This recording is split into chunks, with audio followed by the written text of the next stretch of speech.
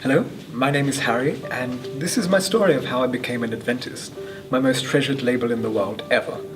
Essentially what happened is, I grew up in a family of atheists. Nobody believed in anything, nobody encouraged you to believe in everything, and if you believed in anything, you were disdained, for lack of a better term, as an idiot.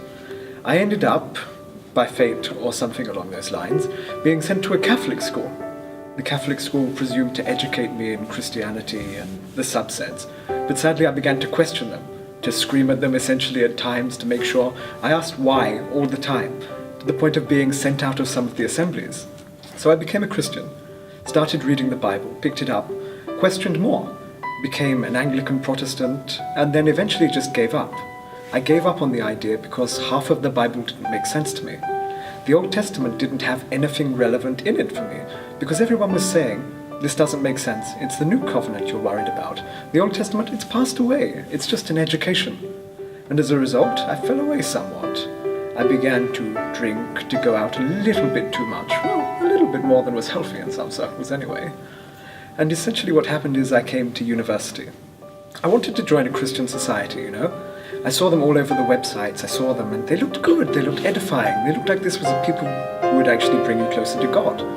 I got here and there was a wonderful restaurant, and there was a wonderful type of whiskey as well, which caught my palate and captured my interest somewhat more than I anticipated. As a result, I thought, I'll leave it an extra few years.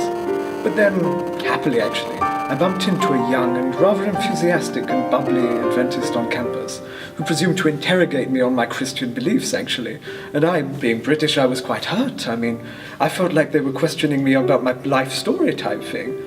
But then she said she was an Adventist, and I thought, oh, I'd never heard of that. It seemed really peculiar. I wasn't told too many of the beliefs before the meeting, and I ended up getting down there, and everyone was going on about the Sabbath type thing. And obviously I was intrigued. Skeptical, but intrigued indeed. And as I began to go deeper and deeper into the Word, I found my doubts from the past, the fact the Old Testament was more relevant than I ever could have seen it. I began to believe more in God, and as a result it manifested.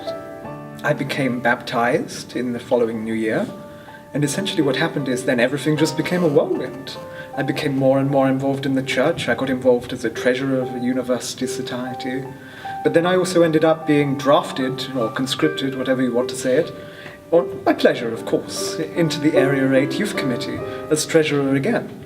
And it came in the form of a phone call, and it wasn't one that you could turn down. It felt like God was actually on the end of the phone in some circumstances.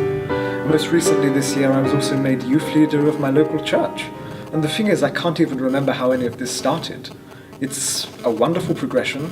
It's the fact of the whiskey-drunk young man who was drinking in a bar into the person who wants to serve God. And I can't say I had anything to do with that whatsoever.